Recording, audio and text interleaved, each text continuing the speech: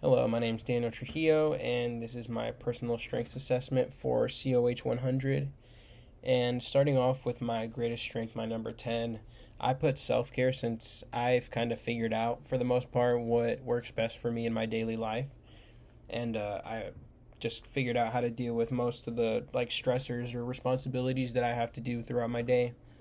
And it's a good skill to have, in my opinion, since I often go around with a more relaxed and focused mind, since I try not to let my emotions or anything else frustrate me to the point where it takes away from my focus.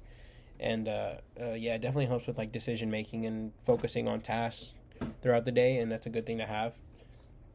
And for the future development with this skill, I think I am really just worried about figuring out how to incorporate that work life balance.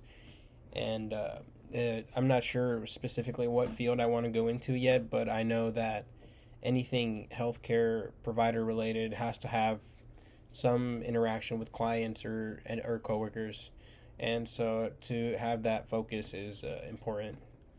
And for my skill that I would rate kind of in the middle at number five, I put communication, which kind of goes along with that last thing I was talking about. I said kind of in the middle since I am pretty good at communication on a more interpersonal level, but like amongst coworkers or peers and friends. But on a professional level, I haven't really had a whole lot of experience, so I look to further develop that, and that kind of goes along with the plan. But it's a good skill to have, and since you want to convey information effectively, of course, amongst both coworkers and patients, and you don't want to have any gray areas there, since that can lead to errors and malpractice and things like that, and you obviously want to avoid that.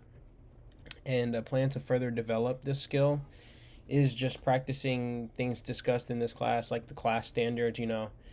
Self awareness is an important one that I emphasized in the discussion earlier, and active listening. Those kind of techniques are all important to have in terms of communication with anybody in the healthcare field.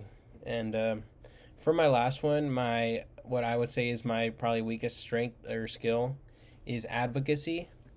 And I said that because I haven't really had much experience personally in an advocacy related event. I do see a lot of those on campus, but I haven't really tried to involve myself in some. I usually struggle to find time to join that, and I have to deal with work and things like that. So it can be a struggle for sure. But I have done things like the Cardinal Wellness, which I mentioned, I think, in a previous discussion, and things like that. They're not necessarily they don't necessarily advocate a whole lot, but they are a resource in place for people to come and try to get some benefits in terms of health from that. And this is a good skill to have either way, though, since it's we know that having resources is a good thing, but a lot of the times the people who need them most can't necessarily go to those resources. A lot of the time there's issues such as traveling issues. People can't drive everywhere since some people don't have cars or transportation. And so having that skill of advocacy and within a community like Muncie, for example, being able to reach out to more people is going to get more people on board with that, since you're going to them rather than them having to find you, since it'll be easier that way.